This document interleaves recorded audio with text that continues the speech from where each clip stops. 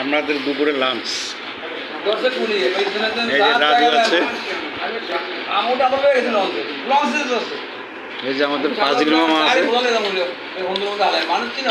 আমাদের হাসানো মামা ঝাড়ি দেয়, আমাদের ভিডিওতে যে ঝাড়ি দেয় সে হলো এই মামা। হ্যাঁ, যে একদম ভরে দিবে।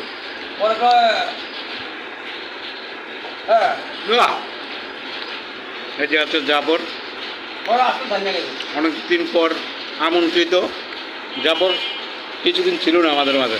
এই যে আমাদের বড় ভাই, আমাদের চেয়ারম্যান, এই সেই চেয়ারম্যান, এই সেই ভাইরাল চেয়ারম্যান, ঠিক আছে। এই চেয়ারম্যান নিয়ে অনেক ইতিহাস আছে, এই চেয়ারম্যানের অনেক গৌরবের বিষয় আছে। সেটা হচ্ছে ভাইয়া ডাব হাত দিয়ে এভাবে হাত দিয়ে ভাই এইভাবে করার দিয়ে ভাই ডাব ভেঙে নেতারে খাওয়াইছে ভাই। এই রেকর্ড আছে ভাই, ঠিক আছে। ভাই সাধারণ মানুষ যারা ভুক্তভোগী, যারা অসহায়, তাদের পাশে দাঁড়ানো ভাইয়ের অভ্যাস।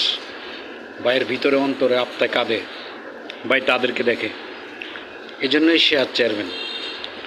সাধারণ মানুষগুলোকে যারা ভালোবাসে তারাই আগামী দিনের ভবিষ্যৎ। সবাই দোয়া করবেন আমার এই প্রিয় ভাইয়ের জন্য। মাঝখান দিয়ে ভাইয়া হচ্ছে যে করছিল, স্ট্রোক করছিল, সেই থেকে আমরা অনেক ভয় পেয়ে গেছি। তো সেদিন আবার আমি ভাইয়াকে ধরে এনে ইনশাল্লাহ রাত্রেবেলা খাওয়াই দিলাম, ঠিক আছে। ভাইয়া সেদিন থেকে ভালো খাইছো, তুই আমারে কই নিয়ে এলি। আরে ভাইয়া আমার ঘরে দেখা কি খুশি হয়েছে।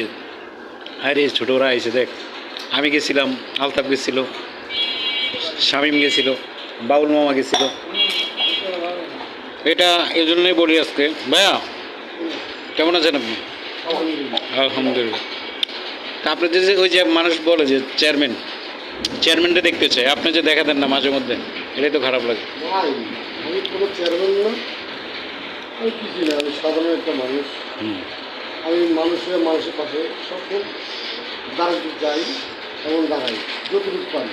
নিজে না খেয়েও তার মুখে দেওয়ার জন্য আমি চেষ্টা করি।